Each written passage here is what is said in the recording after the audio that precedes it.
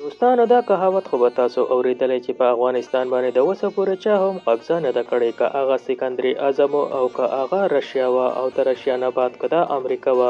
دا د امریکې د پوځیانو په باره کې یو بې ښایسته قصه ده چې څنګه د امریکې پوځیان په افغانستان کې پاګلان شي. په امریکا کې د غټې حملې نه بعد د امریکې څه پوځیان د افغانستان په ریګستان کې یو داسې منظر وګوري. د دوی دا مقصد دی چې دې ځای کې د اسامه بن لادن په لاس باندې یو نیوکلیر میزایل چرته لګېدل دی. دوی راشي په دغه ریګستان کې د اسامه بن لادن په تلاش کې چې دا نیوکلیر میزایل چې کوم دی د اسامه بن لادن په یو سورنګ کې پټ یخو. دا پوځیان په دې سورنګ کې داسې منظر وګوري چې په دنیا کې د اوسه پورې دا منظر چا نه لیدلی. دا وخت د 2001 او د نومبر میاشت وي. طرف ته دا خبرې کېږي په امریکا چې کومه حمله شو ده، بل طرف ته د افغانستان په ریګستان کې د پوځیانو موږ ته یو کیمپ وښی چې دوی یو میشن ورکړی چې تاسو د ابراهم په نوم یو الک دی، هغه تاسو ونیسئ او د دغه ځای په خلکو کې د هغه ډیر زیات عزت دی او ډیر زیات مقبوله کس دی. پوځیانو افیسر هیمر ووایي که چېرته ابراهم زموږ په لاس ولګېد دا به زموږ دپاره یو غټه کامیابي وي. دوی د ابراهم تلاش شروع کړي. لږ ورځې بعد دوی د ابراهم کلي ته راورسي. دوی ته په دې ځای کې دا پته ولګي چې ابراهم 2 میاشتې مخکې دا کلی پرېښی دی او له دې ځای نه تللی دی. دوی ته په دې ځای کې یو چوکاټ بالا خبر میلاو شي چې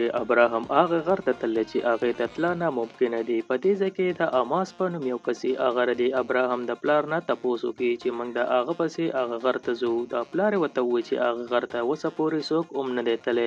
هغې غر ته موږ دوستن غر وایو او د اوسه پورې چې څوک هغې ته تللی دي واپس دې ژوندي نه دي راغلي. خیر داره دې بوډا په خبرو یقین ونه کړي. لږ ساعت بعد دوی د کور نه بهر راوځي او دا یو کس هم دا نه مني. د دوی دا مقصد دی چې دا بوډا زموږ نه ابراهم بچ کړي. په دې ځای کې یو فوجي د دوی د کور ترمل اکسرې کوي. دته په دې ځای کې یو وړوکی غونته هوایي جهاز میلاو شي. دا جهاز مخې ته په دې کهاني کې ډېر اهم کردار ادا کوي. بل طرف ته موږ ته د ابراهم مشری زوی وښیي. هغه دې فوجیانو ته ووایي چې زه ستاسو سره هغې غر ته ځمه. د دې نه به تاسو ته ډېر زیات مدد میلاو شي ځکه چې هغه لارې ماته پته ده، خو ماله د دې په بدله کې لږې پیسې پکار. امریکن د ده خبره ومني. دی د ځان سره هغې غر ته بوځي. د حکیم مور ته چې سهار پته ولګي چې زما هغه زوی هغه غر ته روان دی، د خپل زوی ته ډېر نصیحت وکړي او دی منې کوي چې تر دوی فوجیانو سره هغه غر ته مځه. خو دی خپل د مور یوه خبره هم ونه مني او دی په دغه ځای کې د دې فوجیانو نه لاړ شي. د مور یې پسې شاته ډېرې منډې ووایي او ډېرې چغې ووایي، خو دا زوی د دې ځای نه لاړ شي. د هغې مین ریزن دی د افغانستان چې کوم ریګستان دی دا د هر باچا دپاره د مرګ قبرستان ثابت شوی دی. په دې باندې چې چا د حکومت کولو کوشش کړی هغه همیشه ذلیله او خوار شوی دی. هغه په افغانستان کې کامیابي چرته هم نه ده اغستې. د دې ځای د خلکو دا ویل دی چې په دې ځای کې څه عجیبه غونته شکتي ده او دا شکتي د دې انسانانو حوصلې چې کمې دي دا نورې هم بړاوي. د دې د وجې افغانستان ته چې څومره هم سوپر پاور او تکړه کس راغلی هغه د شکتیانو په ذریعه د خلکو ډېر په اسانۍ باندې اراو کړی دی. یعنې د خلکو سره د الله مدد شامل دی. بل طرف ته دوی ته په دې ریګستان کې په غر باندې خپل ګاډی ودرېد. دوی ته ډېر د لرې نه په دغه ځای کې یو انسان ښکاره شي او دغه ځای کې یو ګاډی غونته وي چې دا الټه وي. دوی په دې ځای کې ډېر په احتیاط باندې روان وي. دوی ته پته را چې لاندې ماین بچاو دي، خو د دوی بدقسمتي دا وي چې دوی په یو ځای کې ګاډی تاو کړي. د دوی دپاره په دغه ځای کې بلډینګ سیټ شوی وي. په دې ځای کې دوی ډزې کوي او بره چې کم کسان وي هغه وولي. په دې ځای کې ردو خپل یو ملګری وي هغه هم زخمی شي. چارو طرف نه دا کسان چې کم وي دا فوج یې راګیر کړی. دا فوج په ډزو باندې بره په دوی پسې ځان ورسېدو چې بره ورسي په هغه ځای کې د یو کس لاش هم نه وي. بل طرف ته د دوی ګاډی د مخې ته تلو سره ګرم شي. د هغې مین ریزن دا وي د دې ګاډی چې کم لیډیټر وي په دې باندې ګولۍ لګېدلې وي. د دوی سره مخې ته د څښلو دپاره اوبه هم نه وي. په دې ځای کې دا فوجیان دا مشوره ورکړي چې موږ لا واپس تله پکار دی، خو اماس د دوی چې کم لیډر وي هغه وایي د دې ځای نه د واپس کېدو زموږ سره آپشن بالکل نشته. د دې د وجې دا فوجیان مجبوره شي او دوی خپل سفر مخې ته جاري کړي. او دوی باندې په دې ځای کې رو رو تیاره بړاوېده چې کمې دا شروع شي او په دې دوران کې د ګاډي سفر ډېر ګران وي. د دغې د وجې دوی دغه ځای کې شپه کوي، خو دوی ته یو 2 ګاډي ښکاره شي. د دوی دا مقصد وي چې دا ګاډي د طالبانو دی او دوی ورته په دوربین کې ګوري. دا ګاډي په هوا کې په دوی له پاسه لاړ شي. دوی ډېر زیات اریان شي چې دا څنګه دا خو دومره غټو او دا په موږ له پاسه څنګه لاړل. داسې نظاره د دې نه مخکې دوی نه لیدلي. په دې ځای کې دا یو ورته وایي کیدای شي چې دا اولتو والا چینجه و. نو دا بل ورته وایي چې دومره غټ چینجه خو ما نه دی لیدلی چې دومره غټه روشني دوی جوړه کړې. ثابته شپه دوی په دغه کې سوچونه کې شي. په دې کې په دوی باندې سحر شي. سهار دوی په په خپل جیب کې روان وي. په دې ځای کې په دو باندې یو بل غټ مصیبت راشي. د دوی چې کم ګاډی وي دا ډیر زیات هټ شوی وي او دا د مخې ته تلو قابل نه وي. دې ټیم کې د ګاډي لا یخولو دپاره اوبه پکار دي او اوبه د سره بالکل نشته. په دې ځای کې د دوی دا ګاډی سم کې او دوی دې ځای نه خپل سفر بیا جاري کوي. په دې ځای کې په دوی باندې تیاره ولګي. په دې ځای کې ردو سره یو عجیبه حادثه بله وشي. دا ټول ناست وي په دوی باندې د شپې. په دې ځای کې د هلیکاپټر اواز لګي خو هلیکاپټر دوی ته د لرې پورې نه ښکارېږي. ردو دا مقصد دی چې د هلیکاپټر زموږ د مدد لپاره راغلی دی. دوی په دغه ځای کې چارو طرف ته ګوري خو هلیکاپټر دوی ته نه ښکارېږي. بل طرف ته حماس ته په دوربین کې په غر له پاسه یو کس ښکاره شي. د ده دا مقصد دی چې دا کسو طالباني یو کس دی چې دی په دې ځای کې په موږ باندې نظر ساتي. بل طرف ته د هلیکاپټر اواز هم ختم شي. د سهار د هډکواټر سره رابطه هډکواټر والا ورته ووایي چې تاسو کوم لوکیشن ښوولی په هغې باندې ثابته شپه هلیکاپټر ستاسو انتظار کړی خو تاسو په هغه ځای کې یو کس هم نه وئ. دوی ډېر زیات اریان شي. په دې ځای کې یو ملګری دی دوی ته اواز کوي دا ټول چې راشي. د دوی چې کوم مړ ملګری وي هغه چا خوړلی وي صرف ته هغه په دغه ځای کې د ګولمې نوستلې پرتې وي. دا ټول ډېر زیات اریان شي چې اخر زموږ دا ملګری چا خوړلی. په دې ځای کې دا ټول ډېر زیات ویرېږي خو د دې ټولو نه زیات حکیم یېرېدلی وي او حکیم ته پته وه چې دا کس چا خوړلی خو دی دې کسانو ته په دې ځای کې دا ونه وایي چې دا کس چا خوړلی. خو د دې نه بعد د دوی سره عجیبه ډارونه منظرې شروع شي. دوی خپل میشن چې کوم دی دا مخې ته جاري کیدي خو دوی ته په دې ځای کې یو ټراینګل نشان میلاو شي. دوی وایي چې اخر دا نشان چا لګولی بلکې دا د دوی دپاره یو وارنینګ دی چې تاسو د دې ځای نه مخې ته مه ځئ. بل طرف ته حماس دا په خپل ایکسرا باندې چې کله وګوري ده ته پته ولګي چې دا نشان چا لګولی.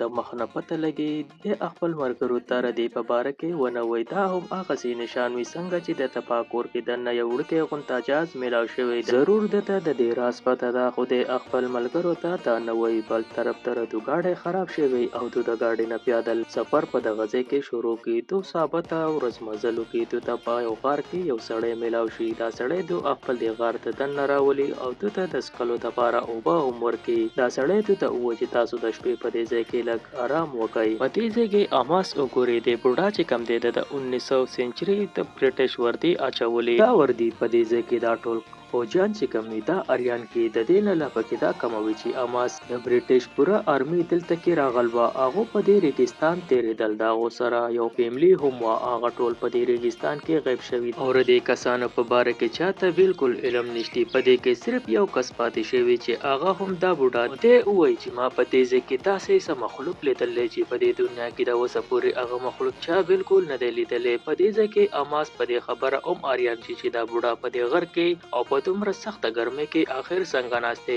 او بل د لرې لرې پورې په دې ریګستان کې اوبه نشته. د ده سره په دې غار کې اوبه هم دي او ورسره د خوراک بهترین سامان هم دی. آخر دا څه ماجرا ده. دا ټول په دې خبره ډېر زیات اریان وي. د دې نه بعد د دې غر نه بهر راشي او د شي په دې ځای کې د ایمر په نیمه شپه کې سترګې کولاو شي چې وګوري هغه بوډا د چا کسانو سره خبرې کوي. دې کسانو تورې کپړې اچولي او ورسره په لاسو کې تلوارونه. ایمر د ده خواته ځي. دا کسان په ایمر پسې راشي. ایمر په دوی باندې ډزې وکړي. په دې ډزو کې دا بوډا هم ولګي. بل طرف ته د ده ملګري راپاڅي هم خپل هتیار راغستي. په دې ځای کې ورته ایمر ووایي چې موږ له جل څه جل د دې ځای نه وته غواړي. دا ځای چې څنګه ښکارېږي داسې دا دی نه او دا ډېر خطرناک دی. په دې ځای کې دې دا ملګري تپوس وکړي چې اخر ته دا ډزې ولې کولې. دی ورته ووایي چې له دې بوډا سره څه کسانو خبرې کولې خو چې ما پې کله ډزې وکړې نو دا کسان د دغه ځای نه غیب شو. دلته ورته حاکم ووایي زه چې د دې ځای نه وځو خو د دې نه مخکې چې دا سړی موږ ښخ کړو کنه زموږ دپاره به غټ مصیبت جوړ شي. دا ټول دا سړی په دغه ځای کې دا بوډا پرېږدي او دوی په خپله لاره د دغه ځای نه د شپې راوځي. ډېر لرې پورې دوی راشي. دوی چې کله اوبه څکي دوی په بوتل کې د اوبو په ځای شګې وي. په دې ځای کې دوی وایي چې دا خو موږ ډېره غټه غلطي وکړه. ځای چې زه واپس هغه بوډا سړی په ځمکه کې ښخ کړو خو دې نه مخکې دوی له د څښلو دپاره اوبه پکار دي او د دوی سره څښلو له اوبه بالکل نشته. د دوی حالات ډېر زیات خراب شوي دي. په دې ځای کې دوی هغه طرف ته روان شي په کوم ځای کې چې بوډا د وجلی خو د ټولو نه زیات حالات په دې ځای کې د شاو خراب وي. شاو ده ته ووایي چې ما ته داسې محسوس کېږي چې زما په دې جسم کې څه شی دننه ننوتی او زما دا جسم د دننه نشلی.